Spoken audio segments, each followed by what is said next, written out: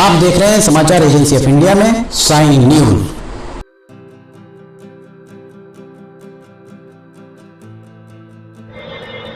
नमस्कार दोस्तों, समाचार एजेंसी ऑफ इंडिया की साइन न्यूज में लिमटी की लालटेन के 227वें एपिसोड में आज आपका स्वागत है। हम आज बात करने जा रहे हैं प्रशांत किशोर और कांग्रेस के संबंध में। 2-3 बार हमने कांग्रेस और प्रशांत किशोर के संबंध में आपसे चर्चा की। ऐसा लगता है कि किसी योजना के तहत कहीं प्रशांत किशोर को कांग्रेस के करीब तो नहीं लाया गया था। प्रशांत किशोर की मनाही से कांग्रेस को नुकसान जरूर होगा, पर किसे फायदा हो रहा है इस बारे में भी विचार करने की जरूरत है कांग्रेस आला कमान को। इस बारे में कांग्रेस आला कमान जरूर चिंतन करे, विचार करे। नमस्कार दोस्तों, समाचार एजेंसी ऑफ इंडिया की साइन न्यूज में लिमटी की लालटेन के 227वें एपिसोड में एक बार फिर आपका स्वागत है। अंततः प्रशांत किशोर और कांग्रेस के बीच चल रहा हनीमून समाप्त हो गया है। प्रशांत किशोर के द्वारा कही गई बातों पर अगर कांग्रेस आला कमान गंभीरता से विचार करे तो प्रशांत किशोर ने कम शब्दों में बहुत ही गूढ़ बातें कहकर कांग्रेस के प्रस्तावों को ठोकर मारकर भी चल दिए हैं। प्रशांत किशोर अपने हिसाब से कांग्रेस को दुरुस्त करने का प्रस्तुतिकरण लेकर आए थे। वे अपने हिसाब से कांग्रेस को चलाना चाह रहे थे। कांग्रेस में लगभग एक पखवाड़े से अधिक समय पर तक उनकी बातों का मंथन हुआ और बहुत सारी सिटिंग्स हुई। इसका नतीजा क्या निकला? प्रशांत किशोर ने कांग्रेस के प्रस्तावों से खुद को अलग कर लिया। कांग्रेस जो प्रस्ताव प्रशांत किशोर को दे रही थी, जिस तरीके से उसको कांग्रेस के साथ प्रशांत किशोर को लेकर आने चाह रहे थे, प्रशांत किशोर ने उससे किनारा कर लिया। प्रशांत किशोर का इस तरह का रवैया अनेक प्रश्न चिन्ह खड़े करता दिख रहा है। लोगों के जहन में ये बात आ रही हुई, क्या प्रशांत किशोर को किसी योजना के तहत ये सब करने को कहा गया था? क्या प्रशांत किशोर प्रहसन प्रायोजित था? क्या इस तरीके की बातें कांग्रेस के नेताओं के जहन में उठना स्वाभाविक नहीं है? बिल्कुल स्वाभाविक है। कांग्रेसी नेताओं के दिलो दिमाग में ये बातें आ रही होंगी।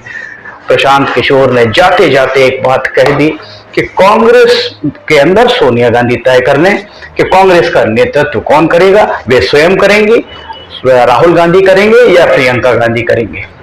जो भी नेतृत्व करने का इच्छुक हो वो आगे आए और शेष 2 पार्श्व में चले जाएं, पीछे चले जाएं। प्रशांत किशोर के द्वारा 3-3 नेताओं को आगे रखकर, 3-3 नेताओं को कमान देकर कांग्रेस का भला शायद नहीं होगा, ये कहने का प्रयास किया गया है। प्रशांत किशोर का कहना था कि एक नेता पार्टी को चलाए, वही नियम कायदे बनाए, वही व्यवस्थाएं तय करे। इसके साथ ही नेहरू गांधी परिवार से इतर एक नेता और आए कांग्रेस के नेतृत्व के साथ और साझा नेतृत्व चलाए, अर्थात एक नेहरू गांधी परिवार का सदस्य और एक दीगर इतर उससे हटकर कोई हो जो इसको साथ में मिलकर साझा तरीके से कांग्रेस को चलाए। कांग्रेस आलाकमान के द्वारा हाई एम्पावर्ड कमेटी बनाई गई और प्रशांत किशोर को ये बात रास नहीं आई। वे सारे के सारे प्रस्तावों को झोला उठाया और उन्होंने वहां से कूच कर गए।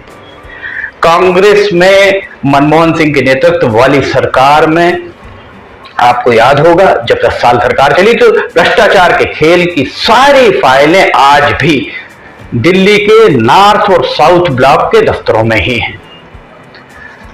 जाहिर है दूसरा कोई शासक जब भी आता है या दूसरा कोई मंत्री आता है तो वो इन फाइलों का अध्ययन कर कांग्रेस के आला नेताओं की दुखती रग पर हाथ रखने का प्रयास जरूर करता। शायद यही हुआ भी है।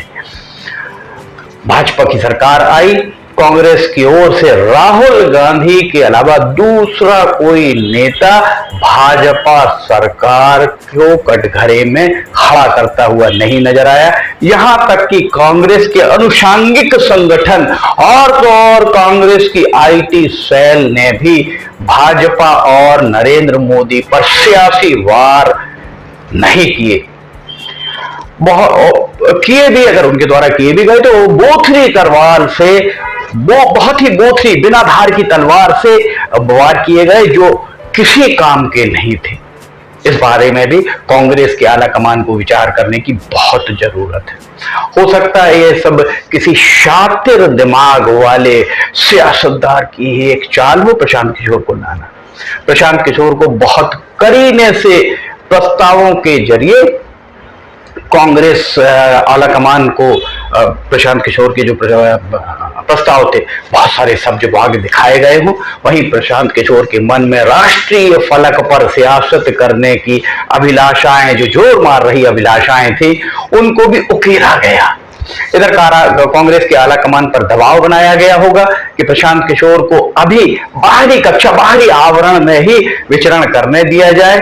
हाई एम्पावरमेंट कमेटी के जरिए 2-4 साल बाद जब कुछ राज्यों में कांग्रेस की सरकार बने, प्रशांत किशोर बनवा देते हैं, तब उन्हें कांग्रेस की मुख्य धारा में लाया जाए और प्रशांत किशोर के जरिए ये सारा सब कुछ किया जाएगा।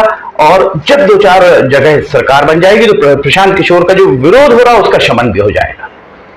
इस सब के बाद जब प्रशांत किशोर को लगा कि कांग्रेस उनके प्रस्ताव पर विचार तो कर रही है, पर कांग्रेस फिलहाल प्रशांत किशोर की सियासी पारी की उड़ान हेतु लॉन्चिंग पैड बनने को तैयार नहीं है, तो प्रशांत किशोर ने कांग्रेस को टाटा बाय बाय कह दिया। और जाते जाते प्रशांत किशोर के द्वारा कांग्रेस नेतृत्व को एक बड़ा सा आईना दिखाया गया है। जो बातें उनके द्वारा कही गई हैं वो किसी आईने से कम नहीं है। कहा जा रहा है कि प्रशांत किशोर चाह रहे थे कि प्रशांत किशोर के मन में जो अभिलाषाएं थी, जो सामने निकल कर आ रही थी, संकेत जो मिल रहे थे, उसके हिसाब से ये भी कहा जा रहा है कि प्रशांत किशोर चाह रहे थे कि वे जिस भी पार्टी से जुड़े, पार्टी उन्हें राज्यसभा के जरिए संसद की सीढ़ियां चढ़ने के मार्ग प्रशस्त करे। प्रशांत किशोर के अंदर अब भी जमे जमाए सियासी दलों पर कब्जा करने की महत्वाकांक्षाएं जमकर हिलोर मारती दिख रही थी। नीतीश कुमार के जरिए वे जदयू को कब्जाना चाह रहे थे, पर वहां उनकी दाल गली नहीं। बिहार के बाद उनको उपाध्यक्ष बनाया गया, पर बाद में उन्होंने वहां से किनारा कर दिया। आम आदमी पार्टी की भी को अभी आम आदमी पार्टी आपको अभी बहुत सारे सोपान तय करने, राष्ट्रीय पार्टी बनना है। अभी तो 2 ही इस राज्यों में उसकी सरकार है। जो आम आदमी पार्टी है वो प्रशांत किशोर की महत्वाकांक्षाएं बहुत हद तक पूरी कर सकते हैं, पर आपके अरविंद केजरीवाल प्रशांत किशोर से बड़े खिलाड़ी हैं, इसलिए प्रशांत किशोर को वहां बहुत मशक्कत करनी पड़ सकती है। यह बात भी सियासी फिजा में चल रही है। कांग्रेस के एक राष्ट्रीय पदाधिकारी ने पहचान उजागर न करने की शर्त पर समाचार एजेंसी ऑफ इंडिया से चर्चा के दौरान ये बात भी कही कि प्रशांत किशोर को जर्जर हो चुका कांग्रेस संगठन लॉन्चिंग पैड के रूप में बहुत मुफीद लगा होगा। कांग्रेस का एक वोट बैंक है, कांग्रेस का कमिटेड कार्यकर्ता है, कांग्रेस का अपना एक आधार है, कांग्रेस का अपना एक गौरवशाली इतिहास है। इस लिहाज से वे कांग्रेस पर बहुत आसानी से कब्जा कर सकते हैं। प्रशांत किशोर ने कांग्रेस के अनेक नेताओं के संपर्क में थे और उन्हीं का मोहरा, जैसे सियासी फिजा में चर्चाएं चल रही, उन्हीं नेताओं का मोहरा बनकर प्रशांत किशोर के द्वारा 600 पेज का एक उबाऊ और थका देने वाला प्रेजेंटेशन तैयार कराया गया और जो दिखाया गया।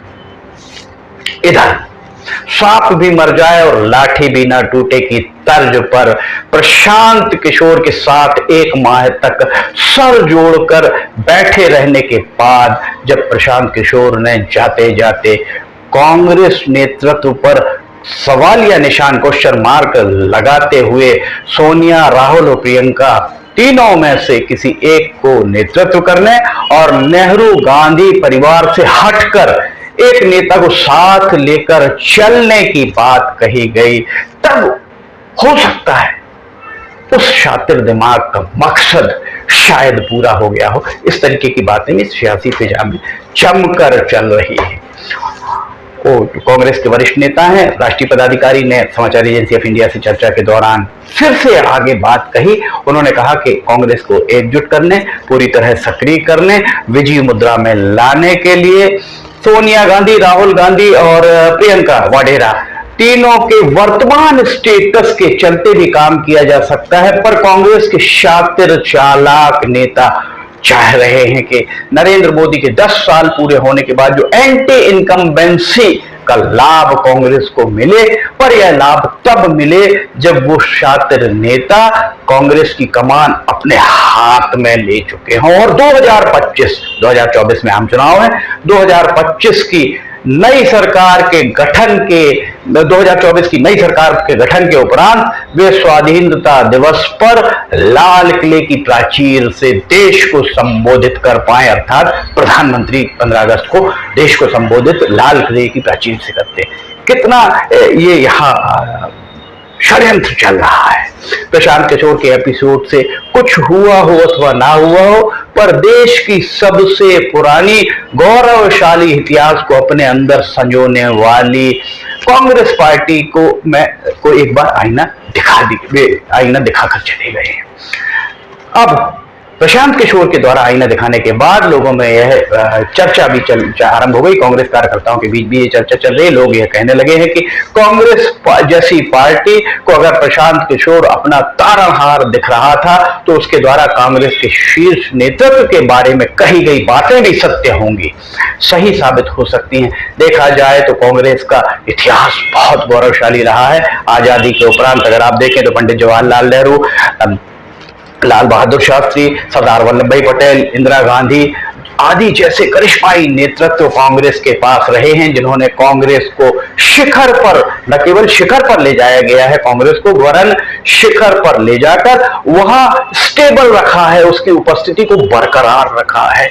20वीं सदी में पीवी नरसिम्हा राव ने अपने बूते पर ही गैर नेहरू गांधी परिवार के प्रधानमंत्री होते हुए 5 साल तक कांग्रेस की सरकार भी चलाई है। इसके बाद कांग्रेस की दूसरी पंक्ति के नेताओं द्वारा कांग्रेस के आला नेताओं को आंकड़ों की बाजीगरी में इस कदर उलझाया गया कि कांग्रेस सरकार के द्वारा 10 साल में जो भ्रष्टाचार, अनाचार, घटती लोकप्रियता आदि के बारे में जो सच्चाई थी, उससे आला कमान को दूर ही रखा गया।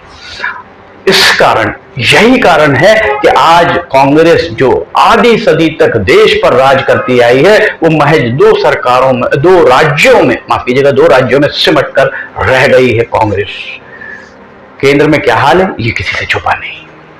इन परिस्थितियों में कांग्रेस के आला नेता और गांधी परिवार के द्वारा एक बार फिर संगठन को खड़ा करने के लिए खुद पर कांग्रेस के जो भरोसेमंद नेता हैं उन पर भरोसा करने की बजाय किसी उद्धारक को बतौर बैसाखी लाने की कवायद की जा रही थी।